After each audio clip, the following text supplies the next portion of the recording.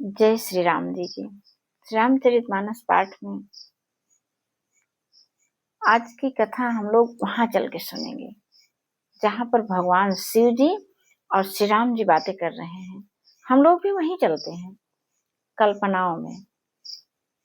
हाँ, बिल्कुल अपनी आंखों से देखेंगे, मन की आंखों से देखेंगे श्री राम जी और शिव जी क्या बातें कर रहे हैं। तो चलिए बिना देर किए हुए शुरू करते हैं। शिव जी बैठे हुए हैं, श्री राम जी भी आए और वे भी उनसे विनती कर रहे हैं। हम लोग भी वहीं पर जा करके चुपचाप एकाग्र होकर के बैठ गए हैं जो है। और श्री राम जी कह क्या रहे हैं शिव जी से कि अब बिनती मम सुनहु शिव जो मोह पर निज नेम, जाई बियाहु शैल जहीं यह मोहि मांगे देव। श्री राम जी कह रहे हैं कि मेरी विनती सुनिए। क्यों सुनिए? क्योंकि आप मुझसे बहुत स्नेह करते हैं और आप जा करके माँ पार्वती से विवाह करिए और ये मैं मांग रहा हूँ, इसे आपको पूरा ही करना है। उसके बाद देखिए शिव जी क्या कह रहे हैं। बिल्कुल देखते रहिए, हमारे मानस पटल पर पूरा चित्र चल रहा है। अरे हम जो टीवी पर देखते थे, टीवी के स्क्रीन पर बिल्कुल आंखें बंद करते हैं तो वही दिख रहा है भगवान श्री राम जी की वह मोहिनी मूरत। शिव जी, भगवान शिव जी का क्या कहना। हम ऐसे दो दिव्य शक्तियों के सामने बैठे हुए हैं।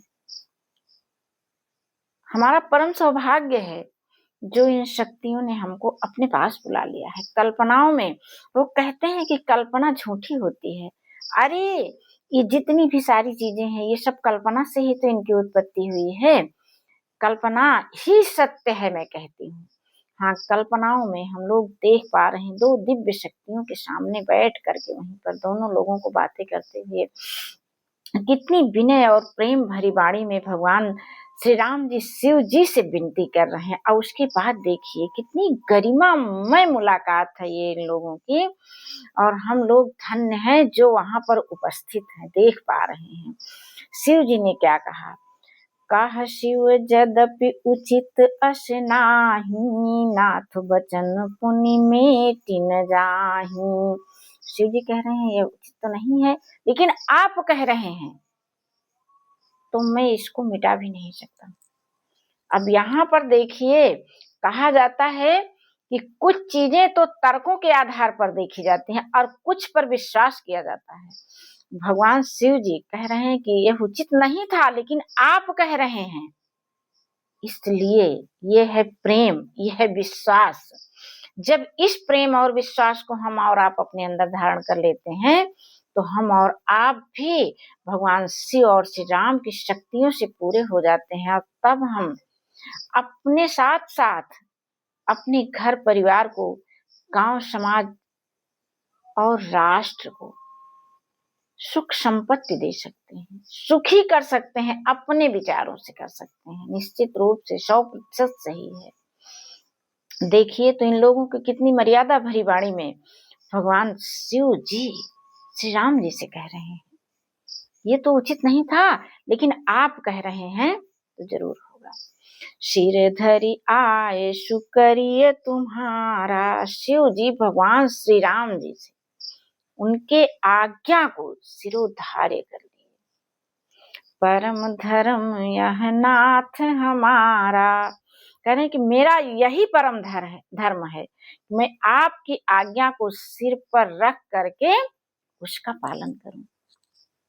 जब हम और आप भी अपने श्रेष्ठ जनों की जिसकी पूजा करते हैं, राम राम राम राम शिव जी करते रहते हैं, क्या इन लोगों के एक को गुण मानते हैं? और उसके बाद फिर तमाम कहने वाले निकल आते हैं कि ये तो सब कुछ झूठा है, सब झूठा है, कुछ भी सत्य नहीं है। ऐसे लोगों को जो कोई उनका आचरण ही नहीं सही है, धर्माचरण ही नहीं कर पा रहे हैं, अपने आप को धर्म के अनुकूल ही नहीं कर पा रहे हैं, हमेशा गलत कार्यों में लगे हैं, तो उनके दिमाग में ही ये बात नहीं आती है, इतनी अच्छी बात नहीं आती है। होता क्या है, जब हम अच्छे कर्म करते हैं, हमारे आहार विहार अच्छे होते हैं, विचार अच्छे होते हैं, तभी हमारे मन में भी बाहर से भी अच्छे विचार आते हैं। अच्छे विचारों का मतलब है सर्वत्र हमको सब अपने से श्रेष्ठ दिखाई देते हैं। सब में श्री राम जी, भगवान शिव जी के ही दर्शन हम लोग कर पाते हैं। देखिए, आज हम दो दिव्य शक्तियों के सामने उनके संवाद को सुन पा रहे हैं। तो भगवान शिव जी ने कहा कि आपकी आज्ञा का पालन करना ही मेरा सबसे बड़ा धर्म है। मात पिता गुरु प्रभु के बानी, बिनहि विचार करिए शुभ जानी। हे राम, क्या आपने कैसी बुद्धि हम सबको कर दी है कि आज बताइए, आप कहते तो ये हैं, लेकिन हम लोगों को क्या हुआ है जो हम सब आपका कहना एक भी नहीं कर पाते हैं। आपकी पूजा करते हैं, आपका गुणगान करते हैं, लेकिन आपका कहना नहीं मान पाते हैं। क्या कह रहे हैं कि माता पिता गुरु प्रभु के बारे शिव जी कह रहे हैं कि बिना ही विचार करिए शुभ जानी। इनकी वाणी को बिना विचार करके भी शुभ जान करके करिए।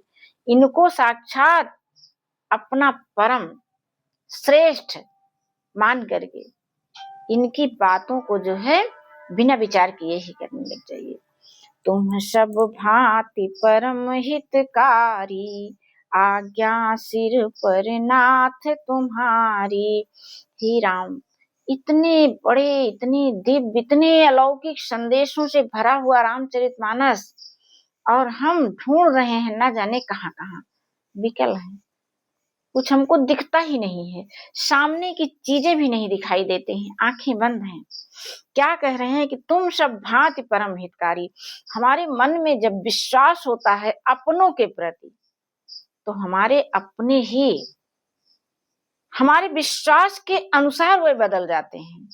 यहाँ पर देखिए शिव जी क्या कह रहे हैं कि भगवान श्री राम के लिए कि आप सब भांति हमारे हितकारी हैं। आपकी आज्ञा, आज्ञा सिर पर नाथ तुम्हारी। प्रभु तो सो सुनि शंकर बचना, भक्ति विवेक धर्म जुत रचना। कह प्रभु हर तुम्हारपन रहूं, अब उर राख्यूं जो हम कहें। शिव जी की भक्ति, ज्ञान और धर्म से युक्त वचन रचना सुन करके प्रभु श्री रामचंद्र जी संतुष्ट हो गए। प्रभु ने कहा, हे हर, हर यानी शिव जी, आपकी प्रतिज्ञा पूरी हो गई। अब हमने जो कहा है उसको आप हृदय में रखिएगा। आपने प्रण किया था कि यही तन सती भेंट अब नहीं, तो ठीक है, आपकी प्रतिज्ञा भी पूरी हो गई, लेकिन मैंने जो कहा कि आप तुरंत जाकर के शैलपुत्री से आप विवाह करिए, इसको आप जरूर ध्यान में रखिएगा। अंतर्धान भये यश भाखी, शंकर सोई मूर्ति उर राखी। अरे रुकिए रुकिए, अभी इसके पहले ही आप जो है श्री राम और भगवान शिव जी की मूर्ति को अपने हृदय में, शंकर जी ने तो श्री राम अकेले की मूर्ति को उर में रख रहे हैं, लेकिन हम और आप भगवान श्री राम जी के अंतर ध्यान होने से पहले ही इन दोनों दिव्य शक्तियों के स्वरूप को अपने अंतःकरण में धारण कर लें, अपने मानस पटल पर चित्र बना लें, न जाने वाला चित्र। उनका चित्र सदैव दर्शन करते रहें, सदैव उनकी वाणी का, उनके गुणों का अनुकरण करते रहें। भगवान श्री राम जी अंतर ध्यान हो गए, लेकिन उसके पहले की फिर कल्पना कर लेते हैं। उसी कल्पनाओं में दो महाशक्तियों का चित्र बिठा लेते हैं अपने अंतःकरण में, अपने मानस पटल पर। अंतर्धान भये यश भाखी, शंकर सोई मूर्ति उर राखी। अरे शंकर जी ने नहीं रखा, हमने और आपने भी रख लिया उस मूर्ति को अपनी आंखों के सामने, अपने हृदय में रख लिया। तब वही सप्त ऋषि शिव पही आए, बोले प्रभु अति वचन सुहाए। अब सप्त ऋषियों वाली कहानी अगले दिन हम लोग सुनेंगे। याद तैयार रखिएगा, अपने आप को बिल्कुल शुद्ध मन से, शुद्ध अंतःकरण से, शुद्ध विचारों से, शुद्ध आहार से, हाँ, शुद्ध आहार ही हम आपको यहाँ तक लाएंगे। जिसका शुद्ध आहार नहीं होगा वो इन जगहों पर नहीं आ पाएगा। तब अब सप्तऋषि आए हैं और देखिए कल्पनाओं में कितने बड़भागी हैं हम लोग। सप्तऋषि भी आ गए। सप्तऋषियों के भी दर्शन चुपचाप जल्दी से हम लोग कर लेते हैं, हाँ, कल्पनाओं में कर लेते हैं। अरे इन कल्पनाओं में एकदम ये कल्पनाएं देखिए तो भर गया मन सुख आनंद से हमारा। तो अब सप्तऋषियों के आगे की कहानी हम लोग अगले दिन सुनेंगे। आज यहीं पर इस कथा को देते हैं विश्राम। जय श्री राम जी की।